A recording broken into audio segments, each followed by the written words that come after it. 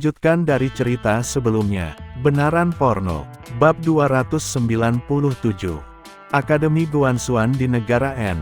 Ketika tahu Grace Nalan dan Sander Ye akan datang, Akademi Guanxuan heboh. Sander Ye, dia pulang. Sebelum identitasnya terbongkar, Sander Ye sudah terkenal di Akademi Guanxuan Negara N. Karena dia mengalahkan King Zhu yang arogan atas nama Akademi Guanxuan Negara N. Ketika itu Sander Ye adalah dewa bagi generasi muda negara N. Mengalahkan King Zhu dan meraih juara pertama.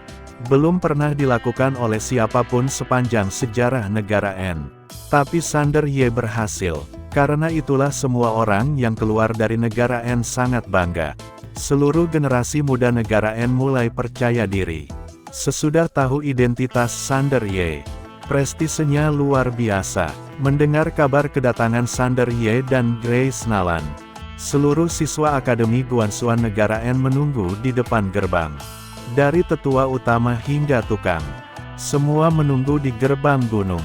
Puluhan ribu siswa berkumpul di gerbang sembari menatap ke langit. Dekan Akademi Fu Gosong juga bersemangat. Sander Ye sekarang adalah dekan pusat Akademi Guanxuan. Dan Grace Nalan adalah ketua Paviliun Xianbao. Dua orang paling berkuasa di alam semesta Guanxuan. Keduanya berasal dari Akademi Guanxuan Negara N.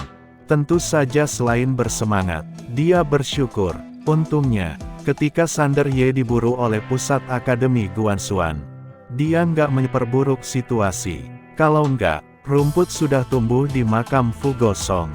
Weng, suara pedang terdengar lalu awan terkoyak oleh sinar pedang. Sudah datang. Sinar pedang jatuh, dan mendarat di depan semua orang. Sinar pedang menghilang. Sander Ye serta Grace Nalan muncul. Pria kaya dan tampan, wanita cantik rupawan. Sungguh pasangan serasi. Melihat begitu banyak orang di sini, Sander Ye dan Grace Nalan saling memandang lalu menggeleng dan tersenyum. Keduanya terkejut. Mereka nggak menduga sebanyak ini yang menyambut mereka. Menakjubkan. Fu Gosong segera membungkuk. Salam dekan. Salam ketua Paviliun Grace. Siswa Akademi Guanxuan lainnya juga memberi hormat. Dan berujar serempak. Salam dekan. Salam ketua Paviliun Grace. Sander Ye tersenyum. Jangan terlalu sungkan. Sesudah semua orang berdiri, mereka menatap Sander Ye dan Grace Nalan dengan gembira. Kisah Grace Nalan dan Sander Ye beredar luas di Akademi. Terutama fakta Sander Ye kehilangan semua kultivasi di awal. Tapi Grace Nalan nggak pernah meninggalkannya. Itu tersebar ke seluruh negara N. Pepatah negara N yang paling populer saat ini adalah, jadi orang nggak boleh terlalu realistis dan lebih baik berhati-hati dalam segala hal. Kalau dulu Grace Nalan terlalu realistis, keluarga Nalan mungkin punya bernasib lain. Fu Gosong berujar, ayo masuk untuk mengobrol. Sander Ye mengangguk, baik. Semua siswa berpencar ke kedua sisi. Fu Gosong memimpin Sander Ye ke aula utama. Tapi seorang pemuda maju. Pria itu menghampiri Sander Ye dan Grace Nalan. Lalu berlutut. Nandu Nan memberi salam pada dekan dan ketua Paviliun Nalan. Nandu, Sander Ye terkejut, dia nggak kenal. Ketika Sander Ye hendak berbicara, Fu Gosong bimbang, lalu berujar, dia dari keluarga Nan, itu Ronald Nan. Ronald Nan. Mendengar perkataan Fu Gosong, Sander Ye teringat pada keluarga Nan. Dia punya dendam dengan keluarga Nan. Sander Ye menatap Nandu Nan di depannya. Ada perlu. Nandu Nan berujar, dekan. Keluarga Nan menyinggung dekan waktu itu. Mohon dimaafkan. Sander Ye mengernyit. Aku nggak permasalahkan keluarga Nan. Apa terjadi sesuatu pada kalian? Nandu Nan bimbang. Seolah dia nggak berani berbicara. Fu Gosong mengembus napas. Sejak identitasmu terungkap, keluarga Nan menjadi sasaran kritik publik di seluruh negara N. Banyak keluarga bangsawan bergabung untuk menekan mereka atas nama melampiaskan amarahmu. Sekarang keluarga Nan sangat sulit. Sesudah Sander Ye merenung, dia bertanya, sesudah masalah antara aku dan Ronald Nan diselesaikan, Apa keluarga Nan membalas dendam pada keluarga Ye? Fu Gosong menggeleng. Enggak, setahuku. Ketika kalian pergi ke dunia atas, Mortin Nan, kepala keluarga Nan, enggak membalas dendam pada keluarga Ye. Sebaliknya, dia pergi ke keluarga Ye untuk meminta maaf atas Ronald Nan yang sengaja menargetkanmu. Sander Ye mengangguk dan menatap Nandu Nan. Dendamku dengan keluarga Nan selesai ketika Ronald Nan meninggal. Selama keluarga Nan nggak berniat jahat lagi, nggak ada yang boleh dengan sengaja menekan kalian lagi. Nandu Nan segera bersujud dan berujar dengan gemetar. Terima kasih, Dekan. Terima kasih, Dekan. Dia mempertaruhkan nyawanya untuk bicara. Karena kalau Sander Ye nggak peduli, maka mulai hari ini, keluarga Nan akan hilang sama sekali dari dunia. Nggak peduli, berarti mengizinkan. Dengan begini, keluarga dan faksi di luar nggak lagi ragu. Mereka akan segera menghancurkan keluarga Nan. Tapi, dia tetap maju. Karena kalau kondisi terus berlanjut, keluarga Nan tetap akan binasa. Tapi kematian akan terjadi secara perlahan. Jadi, dia memutuskan untuk bertaruh. Dia memenangkan taruhan. Sander Ye berujar, namamu Nandu Nan. Nandu Nan mengangguk, benar. Sander Ye tersenyum.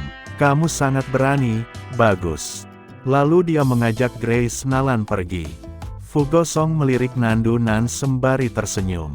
Lalu pergi bersama Sander Ye dan Grace Nalan. Nandu Nan mengembus napas, lalu berdiri dan pergi. Dia harus melaporkan kabar baik pada keluarganya. Keluarga Nan selamat. Sander Ye bertanya di jalan. Dekan Fugo, apa ada kesulitan di Akademi Negara N sekarang? Fu Gosong tersenyum, enggak ada kesulitan. Sander Ye tercengang. Fu Gosong tersenyum. Sejak identitasmu terungkap, atasan sangat memperhatikan kami. Jadi, enggak ada kesulitan di akademi. Atasan pasti pandai berinteraksi. Sander Ye berasal dari Akademi Guansuan Negara N. Kalau dia nggak menjaga tempat ini, dia mungkin akan dipecat. Mendengar perkataan Fu Gosong, Sander Ye mengangguk, lalu berujar sembari tersenyum. Dekan, pergi urus pekerjaanmu. Grace dan aku akan jalan-jalan sendiri. Fu Gosong mengangguk, baik. Dia pun pergi. Grace Nalan berujar, aku nggak lihat guru. Sander Ye mengangguk. Dia nggak melihat Ella Fei. Grace Nalan tersenyum, ayo pergi. Dia menarik Sander Ye dan menghilang. Selain berkunjung, mereka mau bertemu Ella Fei. Sesudah sesaat, keduanya tiba di Gunung Ella. Begitu mereka tiba, keduanya melihat Ella Fei. Saat ini Ella Fei bergaun panjang biru tua dengan rambut tergerai. Kalem dan anggun. Sikapnya sama sekali nggak galak. Tapi Sander Ye tahu guru ini sangat galak. Dia mau menghancurkan bolanya pada setiap kesempatan. Melihat Sander Ye berdua, Ella Fei tersenyum. Orangnya terlalu banyak, jadi aku nggak ikut sambut kalian. Nggak salahkan aku, kan? Grace Nalan menghampiri Ella Fei dan tersenyum. Apa yang guru bilang? Mana ada guru yang menyambut murid? Dia meraih tangan Ella Fei dan berujar, guru, ayo ngobrol di dalam. Ella Fei tersenyum, oke. Biarpun Grace Nalan adalah ketua pavilion Xianbao dan istri dekan pusat Akademi Guansuan, Grace Nalan masih murid dia. Kedua wanita itu menghampiri aula. Sander Ye mau mengikutinya. Grace Nalan menoleh dan berujar sembari tersenyum. Kami mau berbisik-bisik. Untuk apa kamu ikut? Sander Ye menggeleng dan tersenyum. Baik. Grace Nalan menarik Ella Fei menuju aula. Sander Ye melihat sekeliling lalu pulang ke aula dia. Ini adalah aula utama tempat tinggal dia ketika pertama kali datang ke Akademi Guansuan. Dia melihat sekeliling dengan terkejut karena ternyata aula utama sangat bersih. Ternyata ada yang membersihkannya. Sesudah Sander Ye diam sesaat, dia tersenyum lalu bersila, senior. Wanita misterius itu bertanya, ada apa? Sander Ye berujar, aku sudah lama memikirkannya. Karena senior masih punya perasaan terhadap alam semesta nyata dan dewa nyata. Maka tujuan senior mengikutiku adalah demi alam semesta nyata dan dewa nyata, kan? Wanita misterius itu diam. Sander Ye tersenyum, tapi nggak bertanya apa-apa lagi. Dia memasuki pagoda kecil, bukan untuk berlatih, melainkan membaca buku. Yang dia baca adalah kitab-kitab kuno yang dikumpulkan dewa nyata. Jumlahnya banyak sekali, ratusan juta buku. Buku-buku kuno ini mencakup segalanya dan berasal dari peradaban yang berbeda. Sander Ye berujar, senior. Dewa nyata juga suka baca buku. Wanita misterius berujar, suka. Nggak hanya suka baca, dia juga suka tulis buku. Sander Ye tercengang. Tulis buku. Wanita misterius berujar, ya. Dia pernah melakukan perjalanan melintasi galaksi dan pergi ke Bima Sakti. Sesudah pergi ke sana, entah kenapa, dia mulai suka tulis sendiri.